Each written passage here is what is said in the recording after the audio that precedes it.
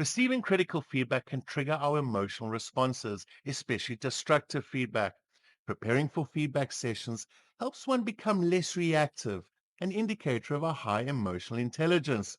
So, over the next few minutes, I'm going to share with you how you can adequately prepare for a seamless feedback session. The first is to know the purpose of the feedback session. Is it performance evaluation, addressing a behavior, skills improvement, or a project review, for example? Number two is to reflect on your own performance. What were your goals or behaviors against what was required? Be your own critic without judging or shaming yourself. Number three is to gather the relevant information. Do you have all the data and documentation relevant to the purpose of the feedback session so you're supported by this? This could be project reports, performance metrics, or any other documentation required. Number four is to prepare goals for improvement. Anticipate any feedback you may receive and reflect how you could improve or behave differently. This subconsciously makes you feel part of the critical feedback process and more open to receiving any suggestions without defending yourself. And number five, prepare any questions you may have for the feedback provider.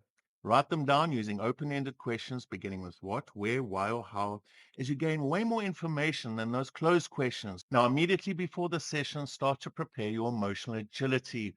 Here are four practical ways that you can do so. The first is to check in on your emotional state.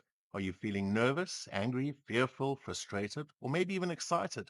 Do your best to specifically name this emotional state. Now, the second is to perform some mindful breathing. Breathing deeply down to your belly settles your nervous system, reducing your potential to react and keeping your mind open to the feedback process.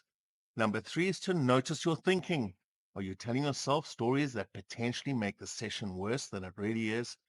Remember to question these thoughts. Are they true? Are they absolutely true? If I did not believe these thoughts, what would I be right now? And finally, reframe your thinking. For example, this feedback is important to my growth and learning. And lastly, four, perform a quick visualization of the seamless feedback session.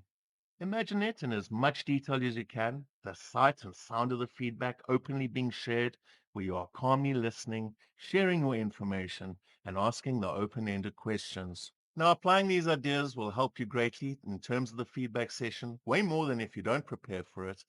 Shortly, we'll be exploring how you can whoop your way through this feedback session, and I'll provide you with some other tools whilst you're in the session itself.